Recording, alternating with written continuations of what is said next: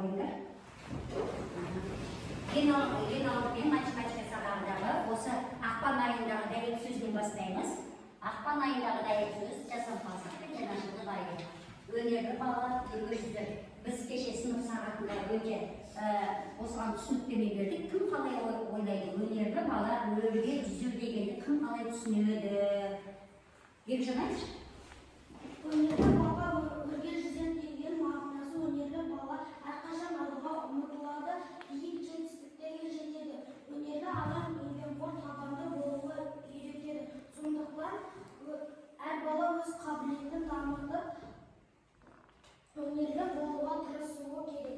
Өнерлі болуға тырысуымыз керек. Ендеше барлық өнерімізді бүгін сабаққа саламыз, иә?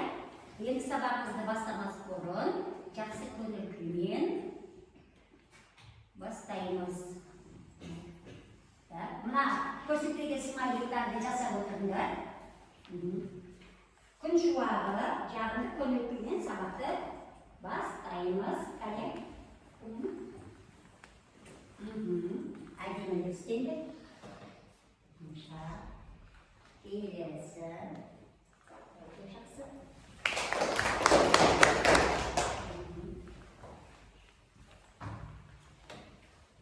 Тамаша.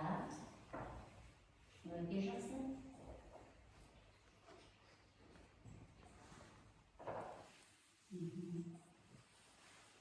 Ойланамыз. Тамаша ойланып отырып сабағымызды бастаймыз. Балалар, бүгінгі сабағымыз ұлы ақынымыз Абай Құнанбаевқа байланысты болғандықтан үш қатарды үш топқа бөліп тастадым. Бірінші топ Мәскеу тобы боласыңдар, екінші топ Будапешт, үшінші топ Каир тобы. Неге бұлай бөлінді? Себебі ұлы ақын Абай атамыздың ескерткіштері әрбір қалада орналасқан екен. Сол бойынша бүгін сіздер үш топқа бөлініп отырсыңдар. Және біздің қалыптастырушы бағалау Абай атамыздың үнемі жанында жүретін, мұнайса да, қуанса да, сонымен жеткізе алатын аспабы домбыра. Сол домбырамен өздерінің балдарыңды әрбір тапсырманы орындағаннан кейін қойып отырасыңдар. Түсінікті ме? Тамаша, ары қарай кеттік. Бүгін біз балалар үш таңбалы санды бір таңбалы санға көбейту үшін бірінші бірліктерді көбейтемін, бірліктердің астына жазамын. Екінші ондықтарды көбейтемін, ондықтардың астына жазамын. Үшінші жүздіктерді көбейтеміз, жүздіктің астына жазамыз. Ең соңында жауабын оқимыз. Яғни 143 көбейту 2, жауабы 286 болады екен. Ары қарай математика сабағынан бүгін разрядтан аттамай үш таңбалы санды бір таңбалы санға жазбаша көбейту және қазақ халқының ұлы ағартушылары туралы өтетін боламыз. Келесі, үш таңбалы санды бір таңбалы санға көбейтеміз. Оқулығымыздың 55-ші бетін аша қойыңдар. 55-ші бетте бүгін үш таңбалы санды бір таңбалы санға көбейтуде Абай Құнанбаевтың суретін көріп тұрмыз. Солай ма? Абай Құнанбаев ұлы ақын, философ, ағартушы, аудармашы. Абай мұрасы қазақ мәдениеті мен әдеби тілінің дамуына үлкен ықпал жасады. Оның шығармалары басқа тілдерде де аударылуы арқылы бүкіл дүние жүзіне тараған. Абайда Қазақстанда және әлемнің көптеген қалаларында ескерткіштер қойылған. Ескерткіштерді көріп тұрсыңдар және тақтада ілініп тұр. Өрнектерді қазір енді осы бірінші тапсырмада тақтада ілініп тұрған өрнектерді орнын шығара отырып, біз Абай атамыздың ескерткіштері қай қалада орналасқанын анықтайтын боламыз. Әр қатардан бір-бірден оқушы шыға қойыңдар.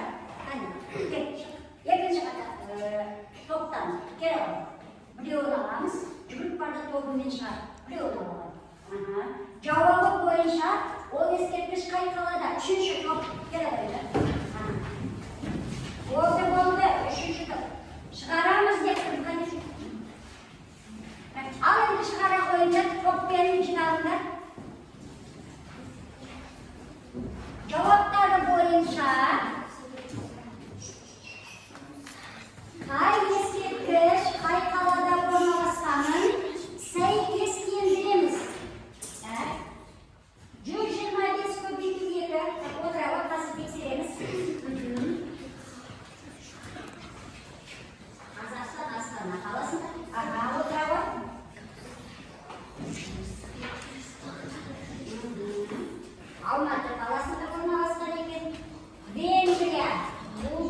65 қаласында орналасқан екен. Және ең соңғы ескерткіш 646 деген жауаппен Египет Каир қаласында.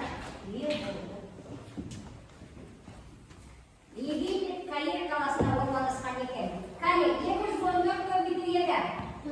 428 Қазақстан Алматы қаласындағы Абай Құнанбаевтың ескерткіші екен. 36 көбейту 2. 7. Қазақстан Астана қаласында орналасқан екен. 235 көбейту 2. 4. Венгрия Будапешт шет мемлекетте орналасқан екен. Ресей 125 көбейту 2. Ресей Мәскеу қаласында орналасқан екен. 323 көбейту 2. Египет Каир қаласында шет мемлекетте орналасқан екен. Тағы бір тексеріп өтейік. Дұрыс па? Өте дұрыс екен. Міне Абай атамыздың ескерткіштері міне осындай қалаларда орналасқан екен. Өте жақсы. Кәне бір балдар қойып қойыңдар. Әр топ өте жақсы жұмыс жасады. Келесі.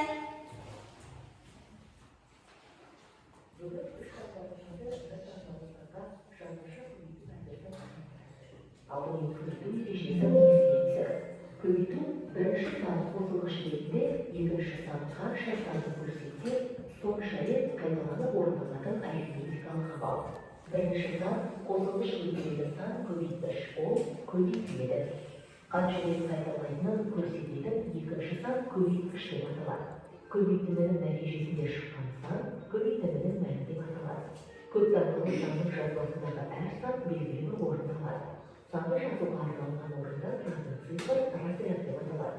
Бірліктер, ондықтар, жүздіктер, мыңдықтар және тағы басқа разряд бірліктер деп аталады. Бірінші разрядтың бірліктері де бірліктерді, екінші разрядтың бірліктері де ондықтарды, үшінші разрядтың бірліктері деп жүздіктерді атайды және тағы басқалай. Көбейту мен бөлуді ауызша орындау қиындық туғызса, жазбаша орындауға болады. Егер көбейтуді ауызша есептеу қиын болса, жазбаша есептеу әдістерін қолдана отырып есептеуге болады. 234 көбейту 2 мысалы қарастырайық. Көбейтудің тербелік қасиетін қолданып көр. Бірінші көбейткішті разрядты қосылғыштардың қосылысы түрінде алып көр. Әр қосылғышты екінші көбейткішке көбейтіп мәндерін қос. 234 көбейту 2 тең 200 қосу 30 қосу 4 көбейту 2 тең 200 көбейту 2 қосу 30 көбейту 2 қосу 4 көбейту 2 тең 400 қосу 60 қосу 8 тең 468. Бұл әдіс аса ыңғайлы емес, өйткені ұзақ жазу түсіндіріледі. Шешуді барған түрінде жазған ыңғайлы. Бір таңбалы санды үш таңбалы санның бірліктер разрядының астына жазасың. Үш санын бірінші көбейткіштің барлық разрядының бірліктерді көбейтесің. Бір көбейту 3 тең 3. Үшті бірліктердің астына жазасың. Ондыққа көбейтесің. 2 ондық көбейту 3 тең 6 оның астына жазасың. Нәтижесінде шыққан сан 121 көбейту 3 тең 363. Орынды үш таңбалы санды бір таңбалы санға жазбаша көбейту кезінде екінші көбейткіштің бірінші көбейткіштің бірліктер разрядының астына жазасың. Сызықша тең сөзін алмастырады. Көбейтуді бірліктерден бастайсың. Содан кейін ондықтарды, соңында жүздіктерді көбейтесің. 421 көбейту 2 мысалындағы алгоритмнің қолданылуын қарастыр. Бірінші, бір таңбалы санды үш таңбалы санның бірліктер разрядының астына жазасың. Екінші, бірліктерді көбейтеміз, бірліктердің астына жазасың. Ондыққа көбейтеміз, ондықтардың астына жазасың. Жүздікке көбейтеміз, жүздіктердің астына жазасың. Жауабын оқисың 847. Түсінікпе бар ма? Үш таңбалы санды бір таңбалы санға осылай көбейтіп шығарады екенбіз. Келесі. Бүгін үш таңбалы санды бір. Енді жұптық жұмыс балалар. Бөліміз қараймыз. Нөмір 3 оқулығымыздағы нөмір 3-ші тапсырманы ашамыз. Жұптық жұмыс, партада отырған екі бала жұппен жұмыс жасайсыңдар. Үшінші, есепті шығар дейді. Қане оқайықшы? Балалар әдебиеті залында дүйсенбі күні 112 оқырманның әрқайсысы 3 кітаптан ал 84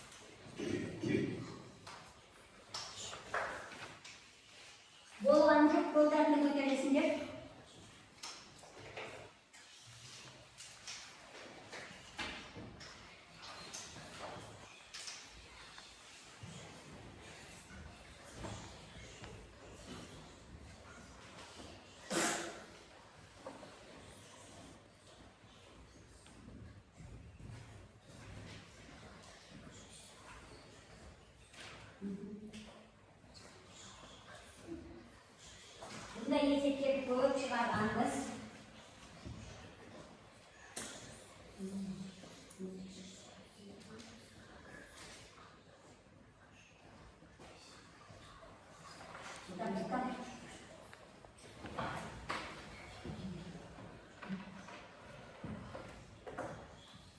Болмай ма?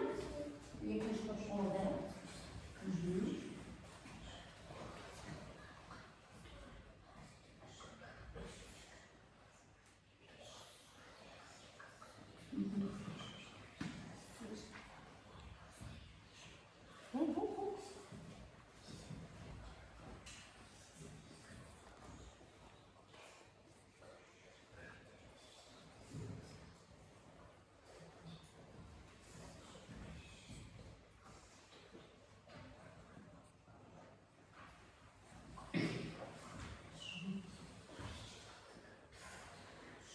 Екінші жұп болды.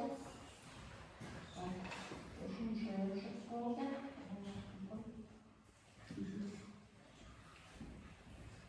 Айназар, сендер бірінші болдыңдар, иә, Карина? Қанша жазамыз? Нөмір 3. Қалғанымыз тексереміз. 4-5 жұп болды. Шығара берме, шығара берме. Нөмір 3.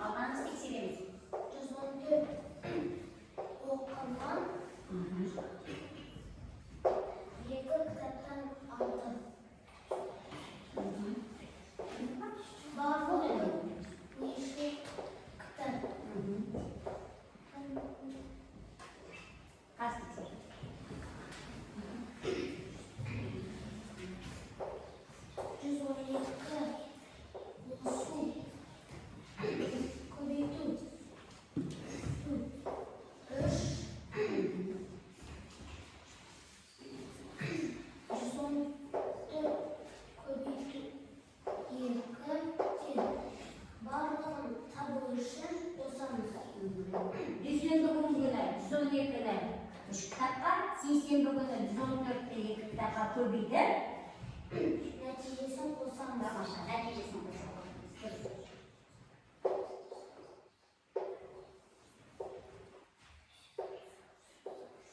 Әрқайсының жеке-жеке көбейтілмесін ба? Екі көбейтіліш. 6. Бір көбейтіліш. 336. Бұл дүйсенбі күні. Сол бір көбейтіледі. 8. Бір көбейтіледі. Бір көбейтіледі. Дүйсенбі 336, сейсенбі күні 228, барлықтар үшін қосамыз. Қанша шықты? 564. Тексеріп отырыңдар, осылай шықты ма жоқ па? Жауабы, сұрақ. Жауабы барлығы. Тамаша, барлығы.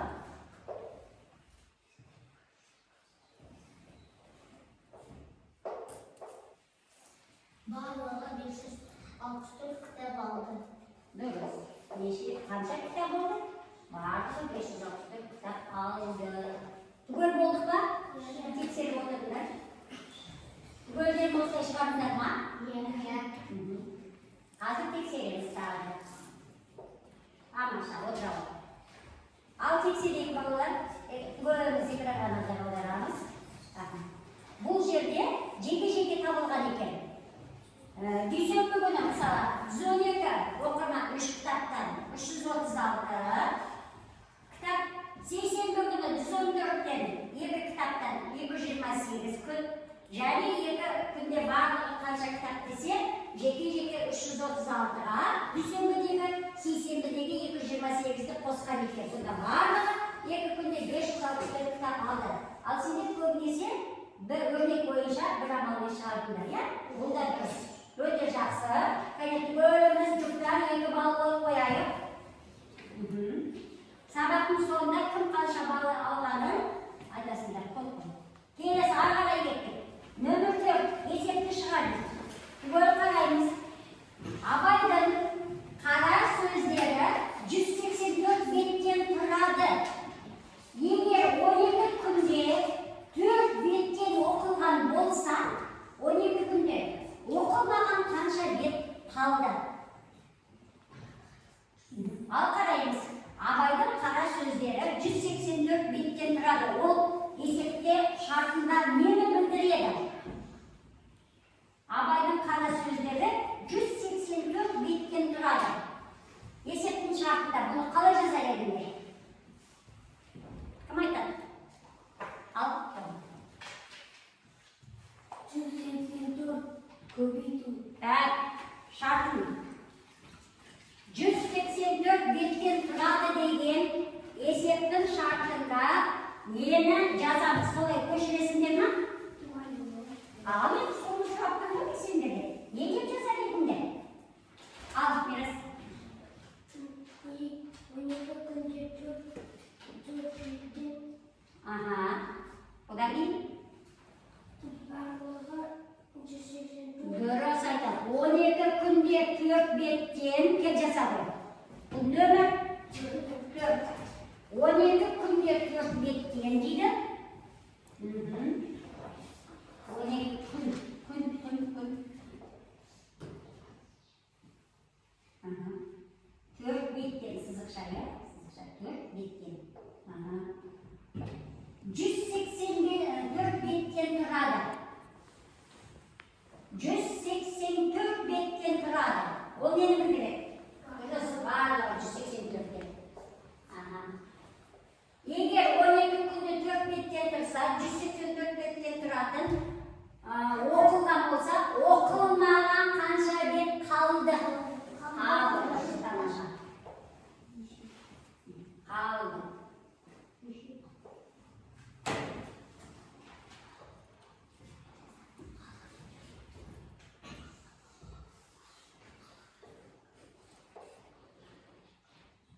Aldı. Neçe betga? Durust. Al endi qalay sheshuv qalay bo'ladi? Endi bu yoqda 12 kunde 4 ga ko'paytiramiz. Ya birinchi amalda, birinchi amal. 12 ni 4 ga ko'paytirib, o'qilgan betni topib olamiz. So'raymi?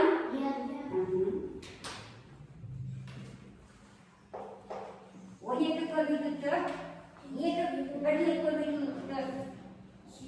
8. Bir o'nlik ko'paytirib 4. 48 bet o'qilgan ekan. Endi o'qilmagan necha bet qoldi? Ikkinchi amal eshitamiz. 184 dan 48 ga azaytamiz. Durust aytadi. 184 dan 48 ga o'qilgan betni azaytar ekanmiz.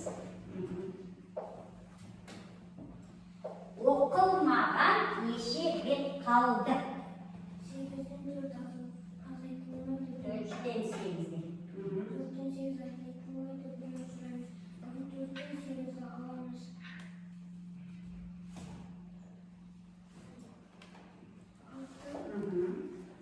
8 bo'ldi, birovni. 3. Bir yuzlik azaytadi mana. 136. Javobi qanday bo'ladi? 136 bet o'qilmay Qoldi. 136 bet o'qilmay qoldi. Senlar sheshuv yozinglar. Esepni sheshuv yozinglar, cheklikda. Nima qo'shib bet qoldi deb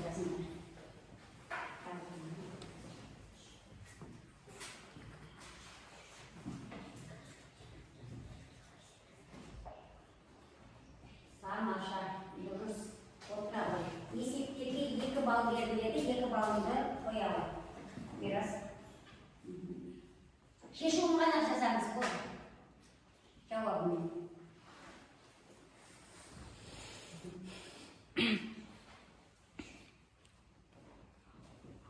Kelesi.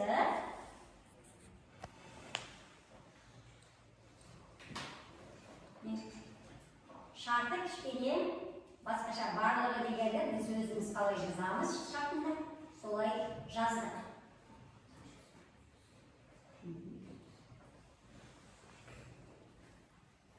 Çekseri ötünür. Mirasını çıkarana düşmegen. Tamam şart. Abayatamızın yes kara var ekan. Endi bo'lsa 45 qara so'zini ballar. Ekranga nazar audaramiz. Bizga eng qashiyatli qanday qara so'zi bor ekan.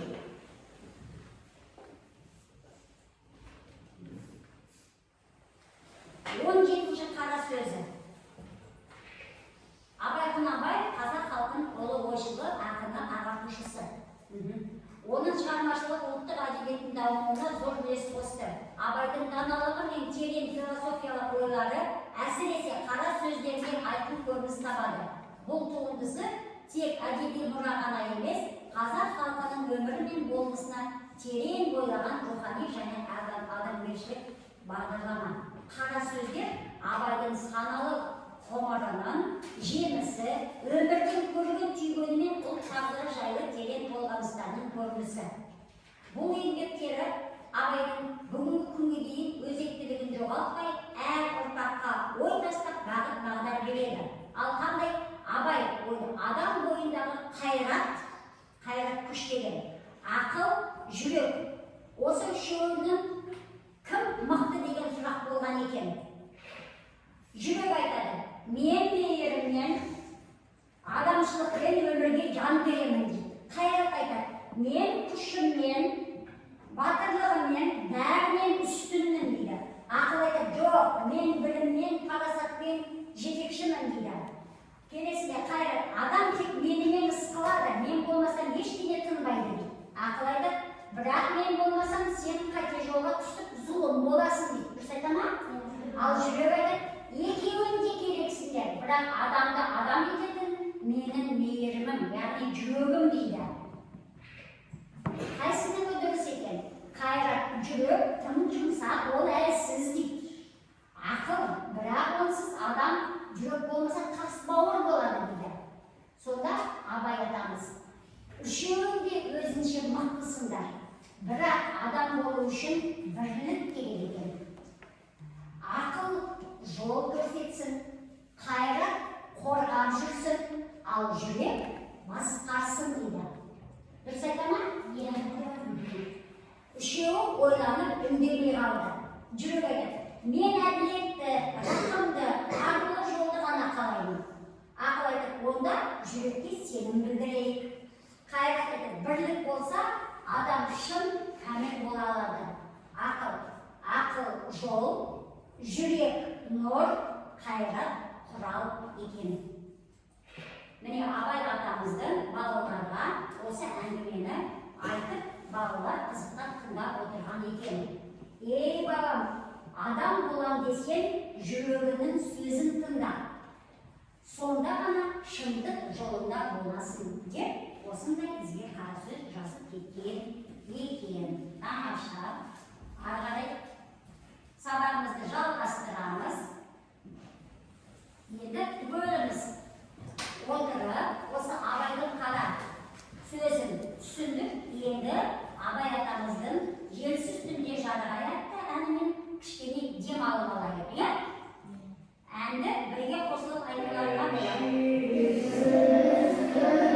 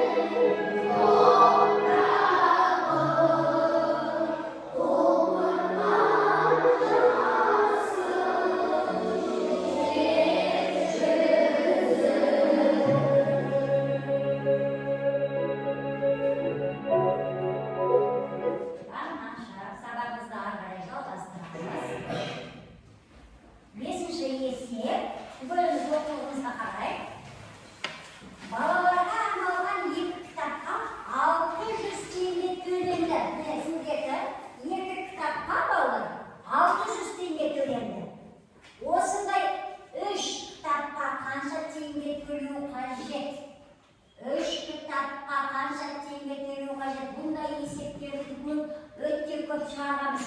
2 десе, 5 десе, 9 десе, 10 десе, не істейміз? Естеріне түсіріңдер. Есеп не туралы? Есеп не туралы? Және оның басы. Алай алай.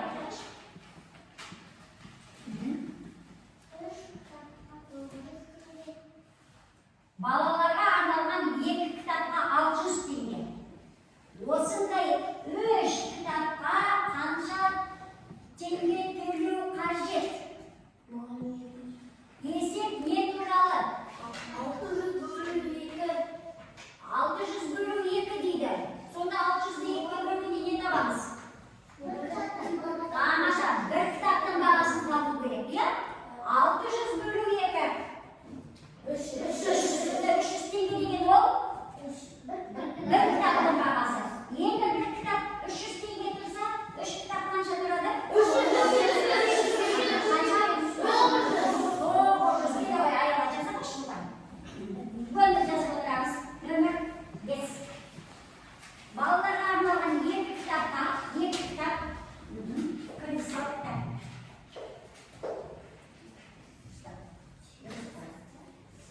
2 кітап. 2 кітап. Қанша тұрады дейді? 600 теңге. 600 теңге.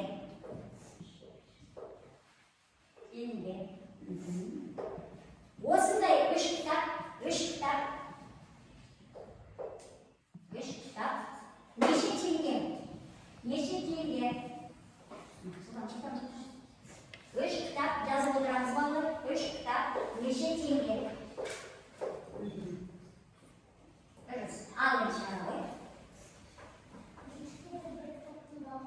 Tamamlaşa birinci amalda bir kitabın bağlasını tabağımız birinci amalda. Oluşun.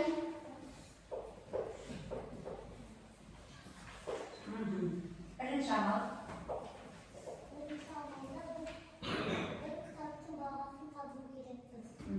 Oluşun. Tamamlaşa. 600'de 2'ye böleriz bile. 300 tenge. Tenge. Tenge bir kitap. 300 tenge bir kitap. Gerisi 2. amalda bir kitabın bağasını taptık kaça? 300. Yazar koy. Bir kitabın bağası 300 tenge olsa, 3 kitapta kaça akşam ödeyimiz? 900 tenge. Cevabı en sonunda sıra 3 kitap. 3 kitap.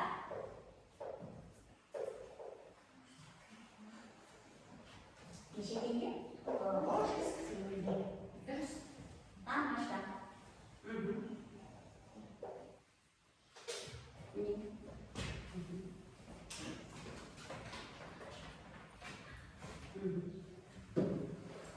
Maşa, 2 balında boya yola. Canara, 4 sayıttın, 1. amaldı. Kelesi. Yazık oldu mu? Yeni top güncümüz. Bu top güncümüzden eskilerine bağlı. 70 tapsırmalar. 2 örnekte aldım. Amalların orundalı bir yerde. Hazır 1. kadar cinalar alındı. Şimdi o örnekte 1. amalda ne isteyiciler bunu çıkarasınlar. O da şimdi 2. amalda sen 2. kadar, 3. amalda 3. kadar şimdi cevabını yazar. Daim ürünler. Yazalım size.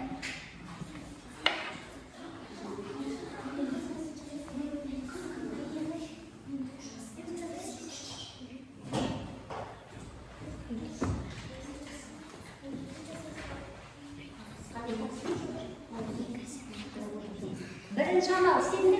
2. kadar 2. amal sende mi?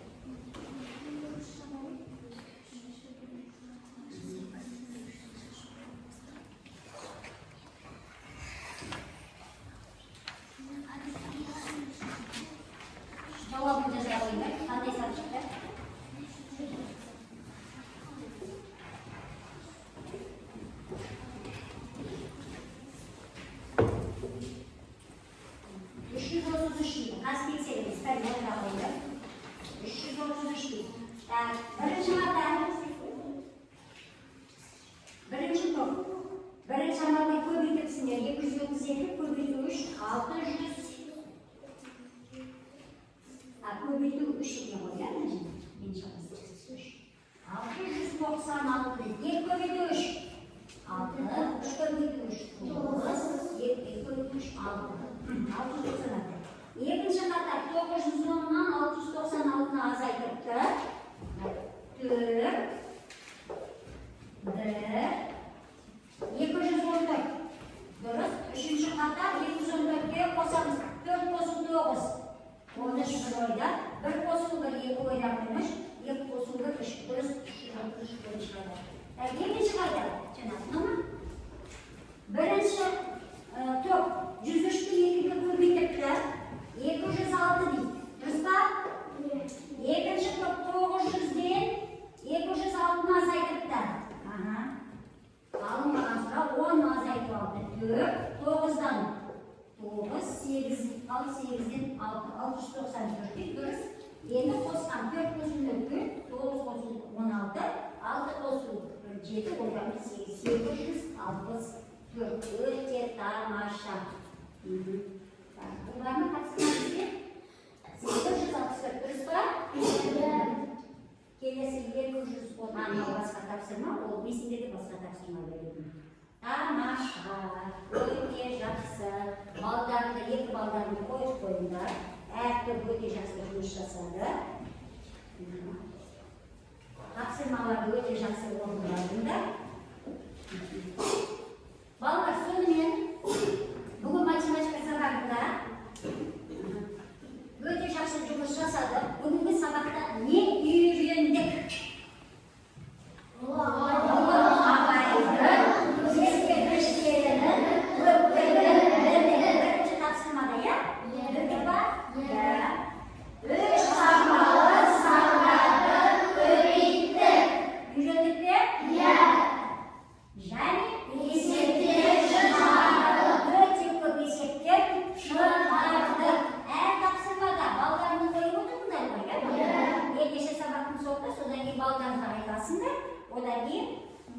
Журналға қойылады. Сонымен бүгін нөмір 6, 56-шы беттегі нөмір 6-шы өрнекті шығарып келесіңдер. Келесі, ендеше балалар, бүгінгі сабағымызда егер сендерге ұнаса, барлығы түсінікті болса, қазір қатар-қатар топ-топпен келесіңдер де, мына жердегі өздерінің түсіндім болса түсіндімге, сұрағым бар болса сұрағым барға, түсінбедім десе түсінбедімді басып өздерінің бүгінгі сабаққа ойларыңды көрсетесіңдер. Бірінші топ қандай топ едіңдер? Мәскеу топ, келе қойыңдар. Мына жердегі баса қойыңдар. Ұлдар ұл баланікі, қыздар қыз баланікі басады.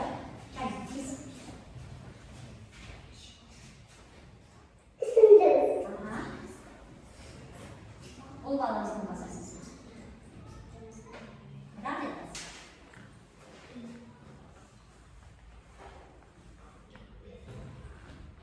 Түсіндім. Түсіндім.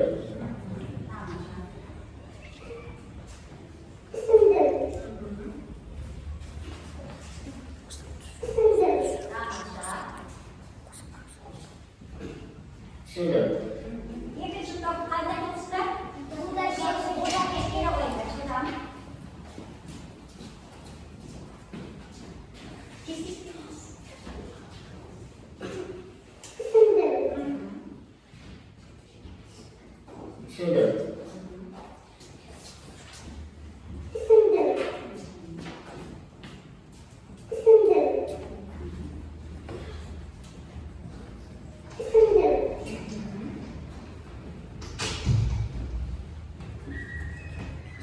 Үшінші топ қандай топ едіңдер? Қайыр, келе қойыңдар.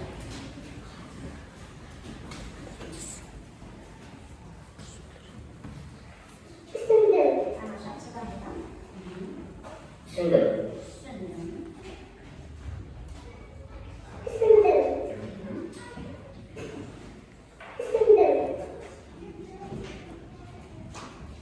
Түсіндім. Bu balаны. Түсіндім. Өте жақсы. Бүгін біздің сабағымызда 18 бала қатысып отыр. 10 қыз, 8 ұл. Өте сабақ түсінікті болған екен. Сабағымыз осымен аяқталды. Бүгінгі сабаққа қатысқандарына көп рахмет. Түсінікті ғой бәрі?